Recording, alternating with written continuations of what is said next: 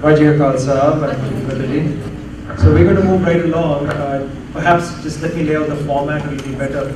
The speakers are going to come up and speak for roughly 20, 22, 23 minutes. We have 6 or 7 minutes for questions right after the talk. Instead of having questions at the end where people forget, I have one request. There are pads of paper either in the front or on the side. From now on, what we're going to do is take written questions. So as you have a question, please write it down, send it along the side in front, and I'll go ahead and read out the questions. That way we'll make sure that everybody's questions get covered. Thank you for that. So moving right along, it is my absolute pleasure to introduce Dr. Inderjit Nilu Kaur. And all of us know her movement in the Bay Area for a while. For those who don't, Dr. Sahib is a musicologist. And I'll cut right to the chase. I mean, she thought one PhD was not enough, so she's gone ahead and doing a second PhD.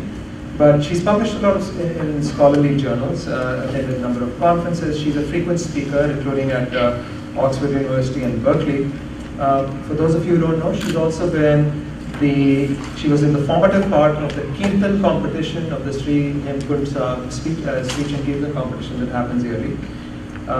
She is also the founder of a non-profit organization, which is called Sikh Music Heritage. It is absolutely a pleasure, a personal pleasure of mine to know that she has not only kept Gurmat Sangeet alive, but is a big proponent. She developed a DVD of Pai Avtar Singh. Those of you who've seen him know what he is capable of as the 11th generation Ragi. So she has not only started companies, she's produced DVDs, and now since that just wasn't enough, in the middle of course she raised 2 great boys and a third one who will be speaking after her. But the 2 boys, one is at MIT and the other is at Princeton, and I think Keshav is in the back here. And now of course, let me take a deep breath, she's on to her PhD at Berkeley, where she's a research associate all over again, as if that wasn't enough in the 20s. She continues to be an advisor to UC Santa Cruz, as well as in 2 departments, both in the music department and then in the Sikh and Punjabi studies. With that, I welcome Dr. Inderjit Nilu Kaur. Sorry, my apologies. Again, if you have questions, please write them down and pass them along to the sides. There will be a couple of people who can deliver the questions, I think. I am Vajai today. On the auspicious occasion of the anniversary of the installation of our holy scripture, Sri Guru Granth Sahib Ji, at our holiest shrine, the Golden Temple, Sri Harmandir Sahib. My heartiest congratulations to all here. My gratitude to Gurdwara Sahib San Jose, to Chardi Kalaa Foundation, the organizing committees, all the Sevadars for organizing this and for all their seva, and to Dr. Inderjit Singh for inviting me to this wonderful assembly of eminent scholars. We just heard my dear friend Nilu Kaur, a tough act to follow. She's my friend and mentor as well, and I'm very happy to see her here, as well as other eminent scholars. And this wonderful, knowledgeable, and caring about Bani audience. So with that, let me begin. My talk today is called Vajai, Anhad, Mera, Leena, Sound, Sense, and Sensibility in Sikhi. Actually, I could have called it Song, Sense, and Sensibility in Sikhi. So you heard from Nikki ji about the poetry in Guru Granth Sahib. Well, the poetry actually came as song. The Gurus first sang this divine inspiration that came to them.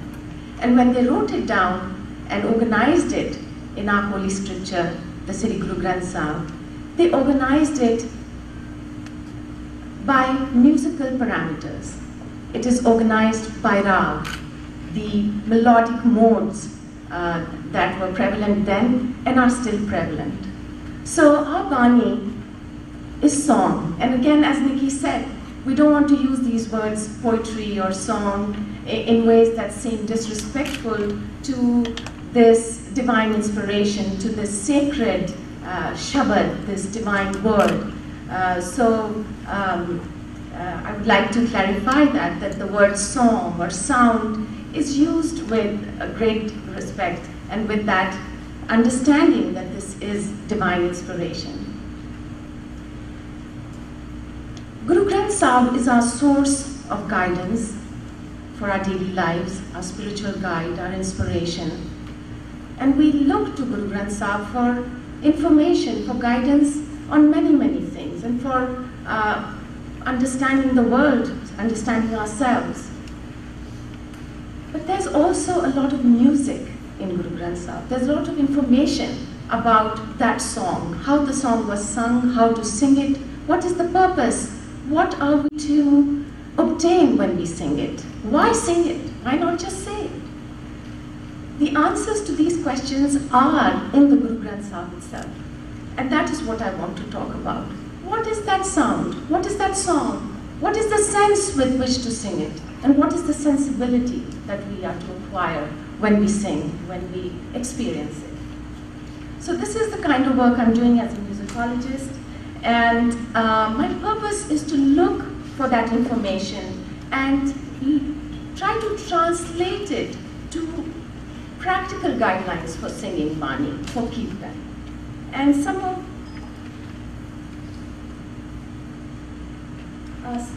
one of the work I did, I want to pay attention, point your attention to it, even though I'm not going to speak about it today, is discovering the meaning of Ghar in Guru Granth Sahib, in the Shabad titles in Sri Guru Granth Sahib, and that article is on the website of the non-profit that Jagjot Singh told you about.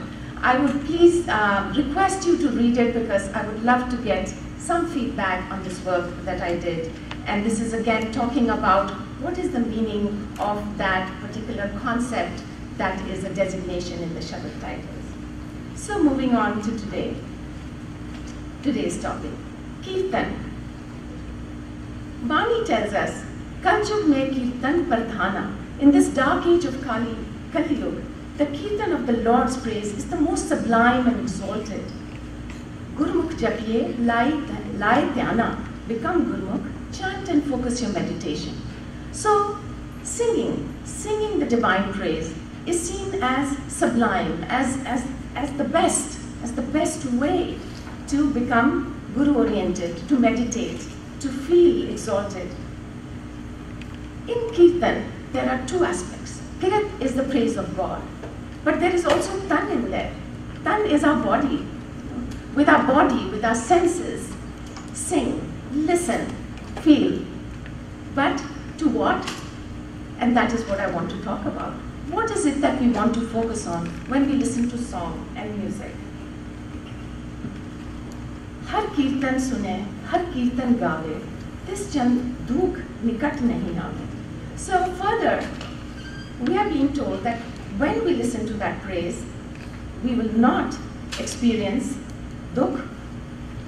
That means sorrow or misfortune. How? What does it do to our senses? What is it that we experience that we become above this experience of pain?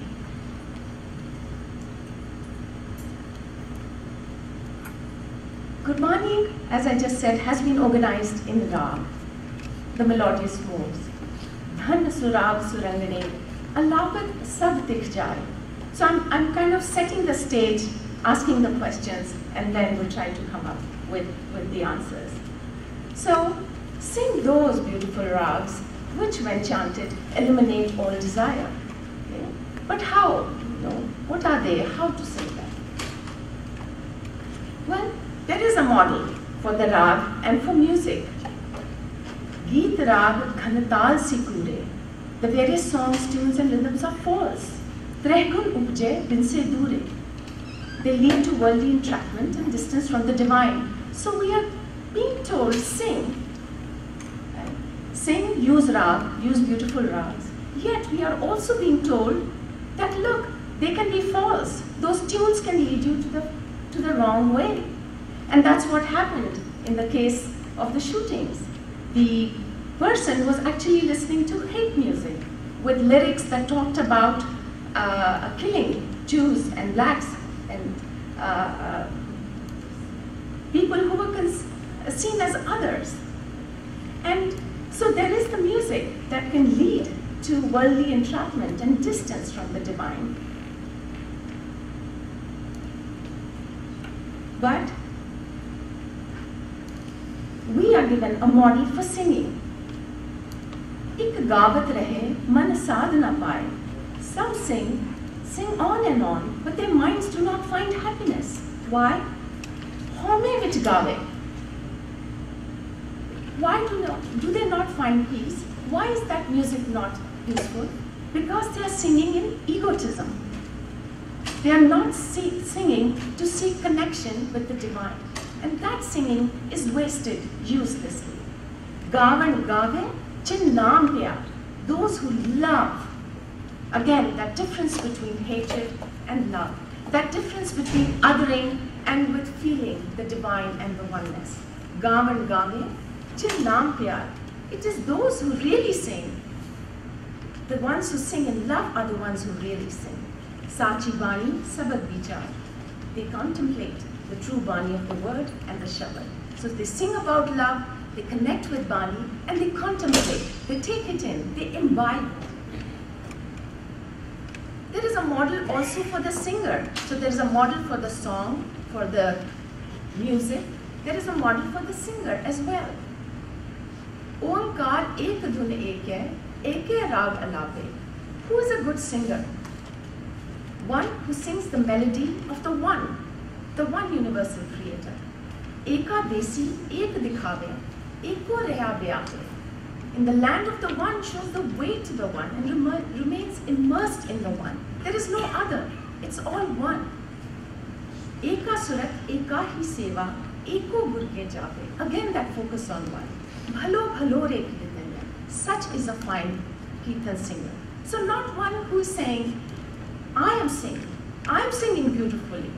I'm using these beautiful rags. I am showing you this Bani. That singer will not achieve what Gurdwara talks about. There is a model for listening as well. Rasana uchre har sravani sune, so udare mita. Oh my friend, those who chant the Lord's name and hear it, they are saved. So chanting, singing, but singing what? The Naam. The Naam which encompasses love and the one. There is a model of sensibility. What kind of sensibility do we inculcate? Bilawal tabhi kijiye, jab mukh hove na. So bilawal kijiye. What is bilawal? Bilawal stands for happiness. Bilawal is also the name of a rag. So we are being told, sing those melodious modes, sing in rag, sure. But when? Tabhi kijiye, jab mukh hove na.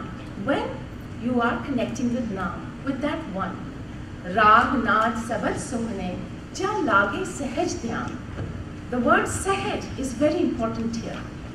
Rag and naad, rag, sound, the melody, everything is beautiful when it brings about sahaj, equipoise, serenity, tranquility, peace, peaceful contemplation. So we are being given an aesthetic model. What is the aesthetics that we are to inculcate when we sing, when we listen? Rag, naad, chhod har se. Now we're saying, leave those melodies, leave that rag behind. Har se, serve the divine. So really don't get caught up in the senses. Don't get caught up in the music and remain attuned to the divine. And that is when you will find Ta darge paye maan, Nanak Gurmukh Brahm Vicharye, Chuke man abhiman. That is when egotism will be dissolved. So it is ego that stands in the way of feeling that oneness. It's ego that stands in the way of this feeling of sahaj, of oneness, of not othering the other. And this ego is resolved when one focuses on the Naam and sings without focusing on the music and the senses, but on but by focusing on that na. So we have a model for taste. What should we taste? Gurmukh Rag Swad Antyage. The Gurmukh-oriented pronounces songs and other songs and tastes. The mind of the Guru-oriented is awakened to devotion. Gurmukh Eman Bhakti Jage. Anhad Sun. Now there's a concept of anhad. What is anhad? Anhad is a melody that is not heard with our ordinary oral senses. So go beyond these our physical senses to that mystical sound, to the anhad sound. Anhad sun manya sabad vichari atam chine bhay nirankari. That is when one understands the self and how the self is connected to all other selves and to that ultimate soul. There is a model for the senses. Dasmi das dwar bas kine, sat santokh naam jap line, karni suniye jas gopal. What to do with your ears? Hear the praises of the Lord. Nani Pekat, what to do with your eyes? Behold, behold the Sad, the holy. Rasna gun gahe deyan. What to sing? Again, the praises of the divine. Man mein chitve puran Bhagwan. Why is constantly we are being reminded?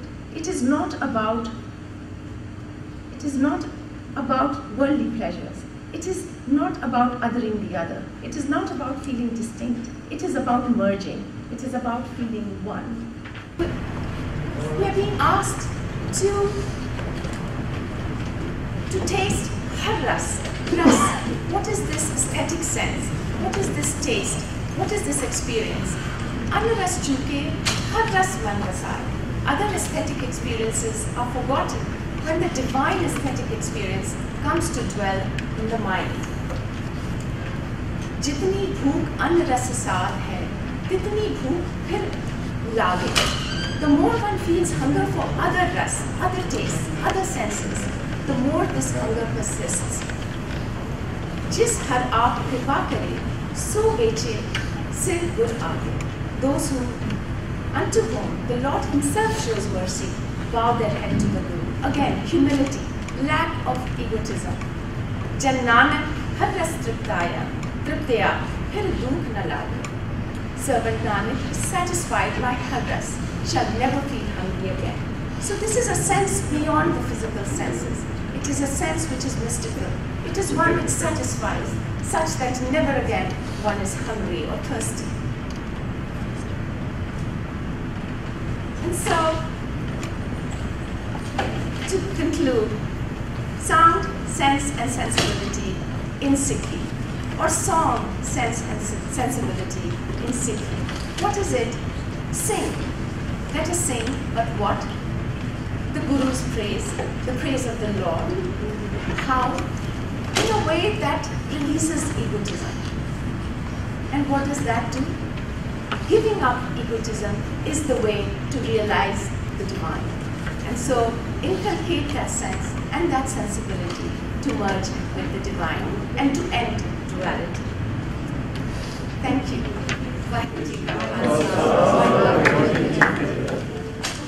As you can tell, the amplifier is shut down, so what I would also suggest is, I have some questions here, but if there are other questions, please feel free to write them on a piece of paper and pass them up.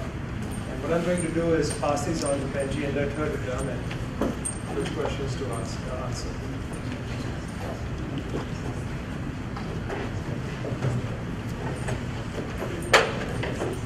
Okay, we have very good questions here, and I hope you can hear me at the back. I'm trying to really talk loudly, but please feel free to move forward. So the first question is, how important is it to sing the rags at various times of the day? For example, it is said that certain rags are to be sung at various times of the day and various seasons of the year. How important is it to know this and follow this? This is a very, very nice question, very important question. So the time association of rags is something that came in place in relationship to the ritual singing of Hindu devotional songs in Hindu temples. And rags actually evolved from songs, from ritual songs, from folk songs. And so they carried the associations that these songs had. So if a song was sung in the spring, that evolved into a rag, a melodic mode, and that retained the association. So the time is an association. It's a cultural association. There is also a belief in some cultures that singing a rag outside of that time brings misfortune and bad health. What about Sikhi? My personal view on this is that I think Guru Sahib taught us oneness of experience. For Guru Sahib, all seasons are the same. They are different, but they are all the same. Ultimately, there is one season, and that is the season when we feel one with the divine, when the egotism is resolved, when we do not other the other. And so, my personal view is that we don't need to necessarily carry those associations. Yet, there is something in it if we do not get attached to it. For example, we like to eat certain foods which are seasonal or at certain times of the day. If somebody gave you cereal for dinner, you will not enjoy it. And so if one does have that cultural association, well, that this rag sounds good in the morning, or this rag sounds good in the monsoon season, well, why not enjoy it? Let's enjoy it, but let's not get attached to it. Let's not become superstitious about it. So I feel that these are to be enjoyed, but with that understanding. The second question, what does partal mean? What does rag mean? Sorry? Partal. Partal, but there's something under it. What does something else mean? And I can't read the... Kar. Oh, karmi. Oh, okay. Well, these are subjects of complete talks, but I'll give you very short answers. So, partal. Partal has the word tal in it. And the tal refers to meter and rhythm. And partal refers to changing meter and rhythm. So, Gurbani was sung first. The inspiration came in song. The songs came in various forms. These were the forms that were sung by people around, whether they were in temples, whether they were in the countryside. And there were many, many forms. There was one form in which the rhythmic component changed. The meter of the poetry was such that there was a change in its meter as the verses changed. So partal means singing that song according to the metric changes, the rhythmic changes that are inherent in the poetry.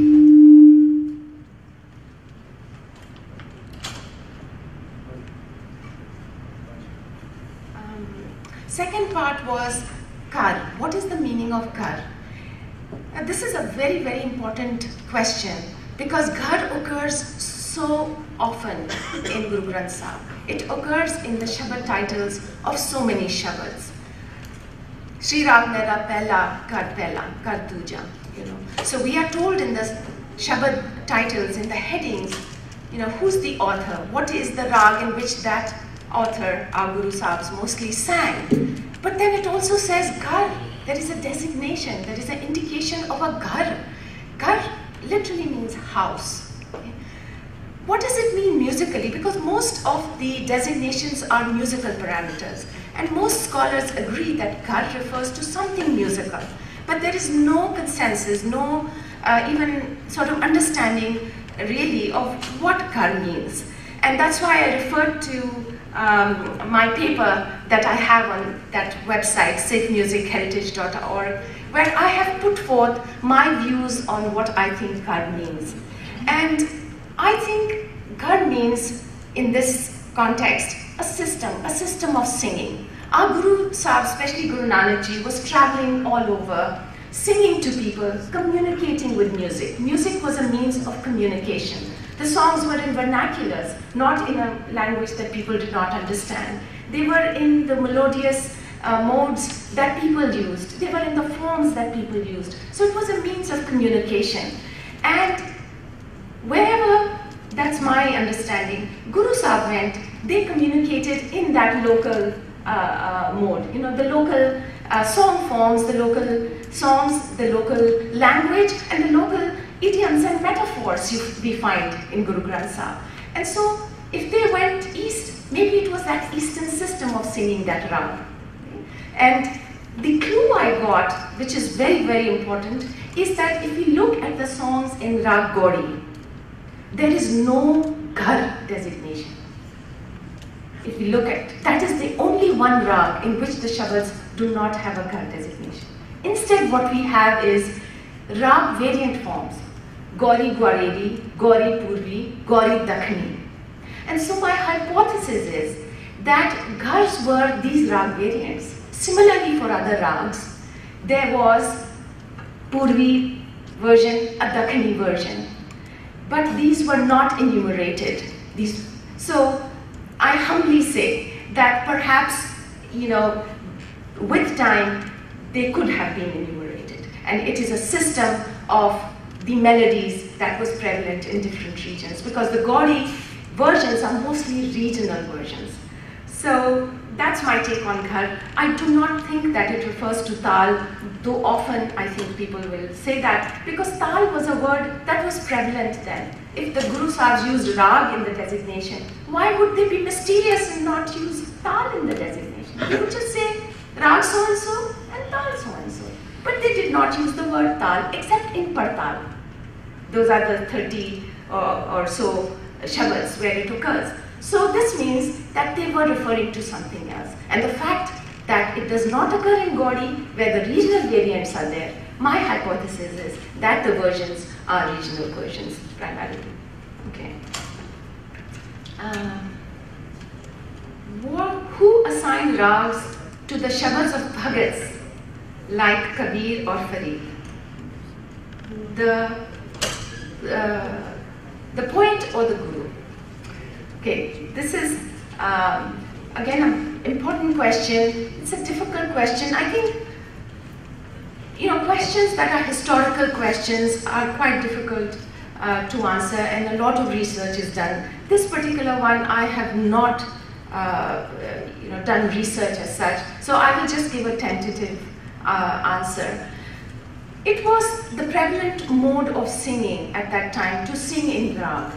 And rags were actually not what we see them as now. When we go and listen to a rag rendition in a concert, it is very elaborate. There is a lot of what we call ragdari, elaboration on the notes and the structure of the rag. Well, at that time there were simpler ways of singing that were called rag. They were mostly based on tunes, homely tunes, folk tunes, tunes that your grandma sang, you know. And they developed into rag, and a lot of the development took place in the Mughal courts. And so we are talking of a time before that change. And so I think that these poets also sang. Mirabai sang, Surdas sang, and they sang in particular tunes which were in circulation. And therefore, I think the Guru Sahibs took those and put them as they were. So I would say they are the rags in which the poet singers, they were poet musicians who sang their beautiful divine inspiration. So that would be my answer. I think my time is up. Thank you for the wonderful questions and for this opportunity. Vaheguru Ji Ka Khalsa, Vaheguru Ji.